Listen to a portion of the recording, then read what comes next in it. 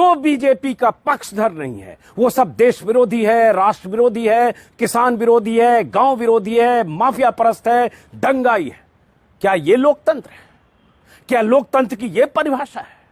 क्या संविधान ये कहता है कि जो सत्ता पक्ष से असहमत हो सब देश का विरोधी है? लेकिन यही वो नैरेटिव है जो बीजेपी 7 सालों से अलग अलग ढंग से रचने, गढ़ने और उसे आगे बढ़ाने की जो कोशिश कर रही थी, उसे चरम पर ले जाने की कोशिश योगी कर रहे हैं। मैं इस इंटरव्यू को देश विरोधी मानता हूं। इंटरव्यू में कहे गए शब्द को देश विरोधी मानता हूं क्योंकि संविधान के खिलाफ है ये इंटरव्यू, ये बयान कि 80% लोग उनके साथ, जो 20% वो इस पैमाने से देश के खिलाफ। और तो और योगी आदित्यनाथ ने इस इंटरव्यू में यह भी कहा कि वो 20% लोग जो बीजेपी के साथ नहीं है वो गांव विरोधी और किसान विरोधी हैं।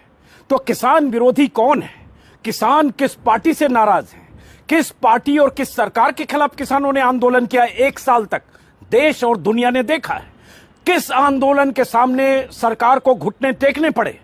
किसानों के गुस्से और नाराजगी के डर से सरकार ने उन कानूनों को वापस लिया। देश और दुनिया ने देखा है।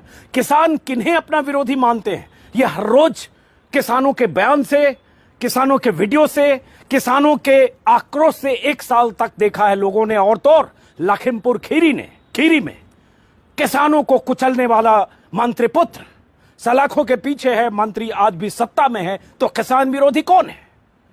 लेकिन उस एंकर ने जो योगी आदित्यनाथ के सामने बिछा पड़ा जा रहा था, एक भी सवाल, काउंटर सवाल नहीं पूछा, न किसानों के बारे में, न योगी आदित्यनाथ के इन दावों के बारे में।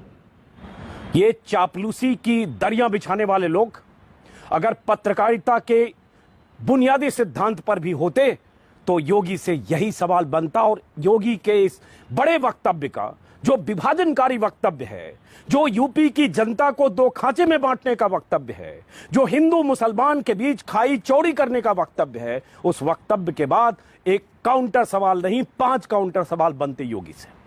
और मैं होता तो पूछता, लेकिन मुझे इंटरव्यू योगी नहीं देंगे। एक ही बार इंटरव्यू योगी का मैंने किया है, वो 2017 के चुनाव के पहले।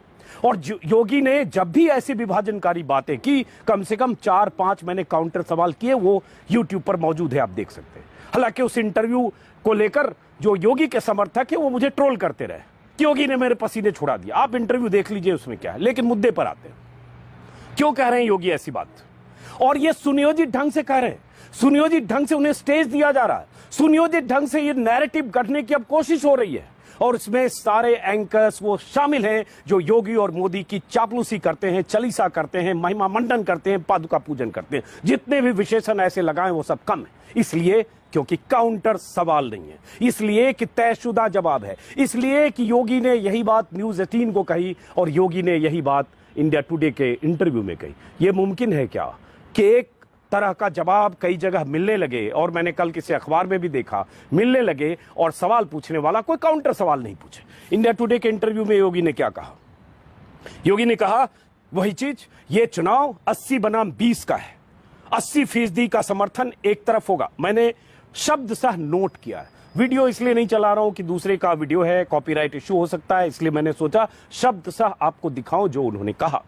20% दूसरी तरफ होगा, 80% का समर्थन एक तरफ होगा, ये उन्होंने इंडिया टुडे में कहा।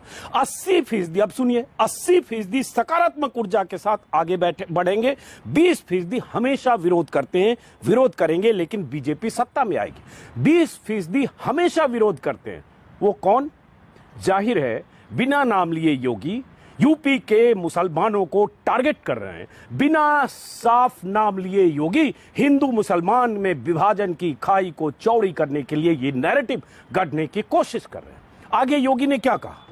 योगी ने कहा इंडिया टुडे के इंटरव्यू में, बीजेपी फिर सबका साथ सबका विकास अभियान को आगे बढ़ाने का काम करेगी। सबका साथ सबका विकास, सबका साथ सबका विकास में आपने 80%, 20% का नारा कर दिया। आप लगातार मुसलमानों को निशाने पर लेते हैं। आपके हर बयान, आपकी हर नीति, आपके हर रैली में आपका बोलने का तरीका, चाहे आप बोलें, अमित शाह बोलें, अभी प्रधानमंत्री को कूदना बाकी है तो अभी 15 जनवरी तक रैलियों पर रोक लग गई है, रैली नुक्कड़ सभाओं पर। 15 जनवरी के बाद क्या होगा देखेंगे। तो फिर सबका साथ, सबका विकास और सबका विश्वास, सबका विकास पर नहीं आ रहा हूं। सबका विश्वास और सबका साथ कैसे है योगी जी? ये दो मुंहापन कहां से लाती है सरकारें और ऐसे नेता?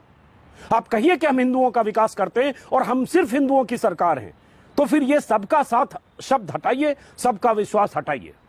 और इसलिए भी कह रहा हूं कि जब योगी आदित्यनाथ की तरफ से ट्विटर हैंडल पर, जब बीजेपी स्टेट यूनिट की तरफ से, बीजेपी आईटी सेल की तरफ से ट्विटर हैंडल पर परसों जैसे ही चुनाव की तारीखों का ऐलान हुआ, एक बैनर चला, आ रहे हैं भगवाधारी, करो राज तिलक की तैयारी। फिर आ रहे हैं भगवाधारी। भगवाधारी भगवाधारी आ रहे हैं।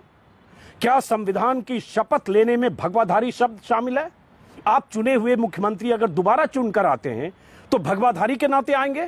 क्या सत्ता पर भगवाधारी के नाते बैठेंगे? हालांकि बैठे हुए हैं 5 साल से। आप खुद को भगवाधारी मानते हैं, भगवाधारी हैं, और भगवाधारी की तरह प्रचारित प्रसारित कर कर उसी तरह से हिंदू मुस्लिम डिवाइड एंड रूल की राजनीति करते हैं। लेकिन संविधान की मर्यादा की धज्जियां उड़ाते हैं योगी आदित्यनाथ अगर आप और आपके लोग आ रहे हैं भगवाधारी का प्रचार करते हैं।